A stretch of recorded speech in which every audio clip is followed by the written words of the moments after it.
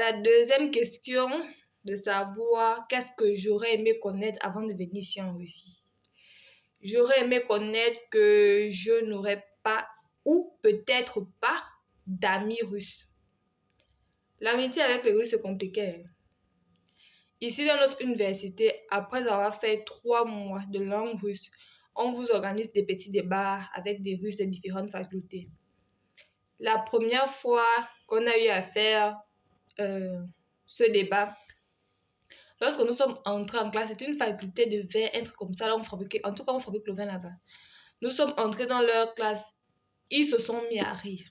C'est-à-dire que ils sont en compagnie de leur professeur, un prof russe, et nous sommes en compagnie de notre professeur russe aussi. En Inde, ils se mettent à rire. Vous-même, vous voyez ça comment? Vous êtes censé faire des débats avec des gens, vous êtes censé discuter de votre pays, de leur pays, de vous créer des amitiés, de voir si leur faculté vous plaît et tout. Mais vous entrez, tout le monde se met à rigoler et tout. Ça, c'était le premier débat. Le deuxième débat, c'était mieux passé, ils étaient vraiment gentils et tout. Lorsque un Russe voit un Africain, généralement, il pense que nous, on parle anglais. Ils vont vous parler anglais, hello et tout et tout. Vous allez dire, oh non, je parle pas anglais. Ils vont te dire, ah, tu parles quelle langue?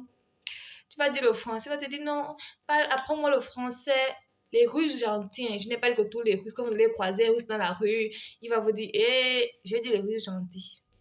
Parce qu'il y a d'autres, s'ils pouvaient appuyer un bouton pour que vous puissiez disparaître. Il y a depuis, elle a appuyé le bouton là. Les Russes gentils, ils vont te dire, oh, apprends-moi ta langue et tout, apprends-moi à parler français. Vous allez apprendre bonjour, comment ça va et tout. Et là, vous allez vous dire que vous avez à trouver un ami. Ouh, un jour, 2 jours, 3 jours. Vous allez vous dire bonjour dans les couloirs et tout. 4e jour, tu dis bonjour, on ne te regarde même plus. L'amitié de 4 jours, ça termine. Il n'y a pas amitié. C'est-à-dire que dans les débuts, vous avez l'impression que oui, vous êtes fait un ami dans telle faculté. Ouh, vous n'êtes pas fait un ami.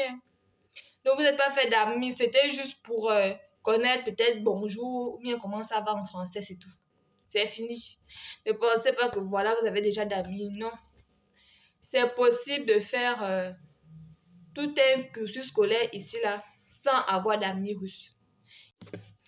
La deuxième chose que j'aurais aimé savoir avant de venir ici en Russie, c'est que pour travailler dans des trucs comme des restaurants, des bars, c'est vraiment compliqué parce qu'il faut comprendre le russe. Pour les gens de la fac, je ne pense pas que ce soit possible pour vous parce que le russe, c'est pas comme l'anglais. L'anglais, en 6 mois, vous pouvez vous débrouiller, vous pouvez connaître l'anglais, maîtriser l'anglais, mais le russe, c'est vraiment une langue bizarre avec les cas, avec les accords, avec les... Trop de choses, trop de choses. Imaginez vous travaillez dans un restaurant. Le russe qu'on vous a appris à l'université là, c'est juste la base. Dans le restaurant, quelqu'un va faire une commande. Vous allez dire à la personne là que il y a un épanimayo ou bien je ne sais pas quoi. Non, le restaurant c'est quelqu'un commande, tu pars, X veut ça et tout. Mais pour quelqu'un qui sort de la fac, c'est quasiment impossible. Quasiment impossible. À part si vous avez d'abord fait cours de langue russe au pays. Et après, ici, là, vous avez encore fait 1 an de fac. Là, vous allez dire oui. Vous maîtrisez quand même. Vous êtes à un certain niveau de russe. Et que vous pouvez venir travailler dans des trucs comme des restaurants, des cafétérias, KFC et tout. Mais pour les élèves de fac, nous qui sortons de la fac là, c'est impossible. Déjà, quand vous allez demander le travail, le patron va parler avec vous. Vous allez répondre comment? Vous pensez qu'après avoir fait 8 mois ou 9 mois de fac là, la fac c'est juste la base. Hein. C'est pour comprendre, c'est pour dire dans le magasin que je veux payer ça. C'est pour, je sais pas. Moi, je me disais qu'après la fac là, j'allais parler le russe. J'allais comprendre tous les mots. Je pensais qu'après la fac là, vraiment, mon niveau de langue allait être égal au français, quoi. Mais c'est pas le cas. Quand tu es en classe, tu as l'impression que tu comprends. Quand tu sors, quand tu es dans la rue, tu ne comprends plus. Et puis le russe, ici, là, ça a 2 calligraphies, si je peux dire. Il y a la majuscule et il y a la minuscule. La majuscule est facile à écrire, facile à lire. Mais la minuscule, parfois il m'arrive d'écrire un mot en minuscule, mais je n'arrive pas à lire le mot là. Pire alors, lorsqu'on nous demande de rédiger des petits textes en minuscule, on nous demande de lire ce qu'on a rédigé. C'est-à-dire, on va te dire, décris ton pays en 5 lignes, 3 lignes, en tout cas, dis ce que tu veux de ton pays, où c'est situé, tout comme ça là. Tu dois écrire ça en minuscule, tu finis d'écrire, lis alors. On te dit, lis ce que tu as écrit. À un certain âge, à l'université, tu n'arrives pas à lire. Tellement c'est grave, tout est confondu. M, T, tout, U, toutes les lettres en minuscule là-bas, c'est la... Ah! En tout cas, vous me venir apprendre le russe là. Vous allez me dire. Bref, c'est tout pour cette vidéo. Aujourd'hui, je sais pas, hein, ça dépend de mon humeur. J'étais censée publier une deuxième vidéo sur le racisme que j'ai vécu ici en Russie. Bon, peut-être le mot est trop fort pour cette deuxième vidéo, mais c'est ce que vous m'avez dit que c'est le racisme, non? Vous m'avez dit que quand on te regarde de travers, si on t'insulte, si on te... je sais pas quoi, c'est le racisme. Donc, et pour terminer, ici, il y a trop d'hypocrisie en amitié. Vous allez rencontrer toutes sortes de personnes. Ici, vous allez rencontrer des bonnes personnes, des personnes calmes, gentilles, aimantes. Vous allez aussi rencontrer des personnes riches sans avoir l'argent. Personnes riches sans avoir l'argent, ça veut dire, je vais vous raconter une petite histoire. Une fois, on était à l'auberge dehors, on racontait entre nous, on faisait des débats bêtes, inutiles et tout. Et tout d'un coup, j'ai reçu un message de Cyberbank me disant que voilà, j'ai eu à retirer. En tout cas, ça disait 70 roubles, ça a retiré 70 roubles de mon argent. 70 roubles, c'est 700 francs CFA. Ça a retiré 700 francs CFA de mon argent. Donc, en fait, je ne comprenais pas. J'ai dit, aïe, l'école est déjà terminée. Je ne vais plus à l'université depuis peut-être 1 à 2 semaines comme ça là. 70 roubles là, ça retire 70 roubles là que j'étais où? Ça fait longtemps que je suis allée au magasin. 70 roubles là que... En fait, je ne comprenais pas pourquoi on avait retiré 70 roubles de ma carte.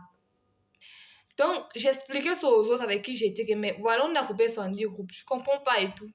Ils m'ont dit, ah, ça cause de 70 roubles que tu t'agites comme ça. J'ai dit, non, même si c'est 1 rouble. Je veux au moins savoir la raison pour laquelle on a retiré le 1 rouble de ma carte.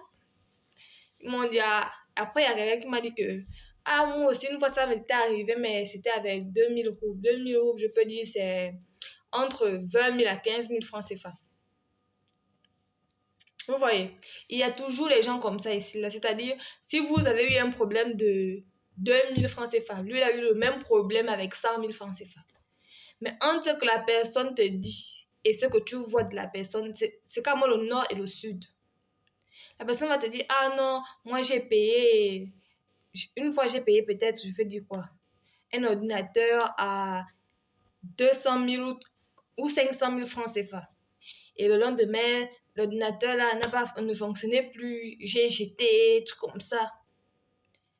Tu dis, tu n'as pas ramené l'ordinateur au magasin. Ah non, j'ai trouvé que c'était trop loin, je ne voulais pas repartir et tout. Mais tu regardes la personne qui parle, tu regardes la tenue, tout, la corpulence, tu regardes ce que la personne a. Et tu regardes ce que la personne te dit que non, voilà, j'ai balancé 500 000, moi j'achète toujours des choses comme ça se gaspille. Comme ici, là, il y a des gens qui demandent de l'argent dans les rues.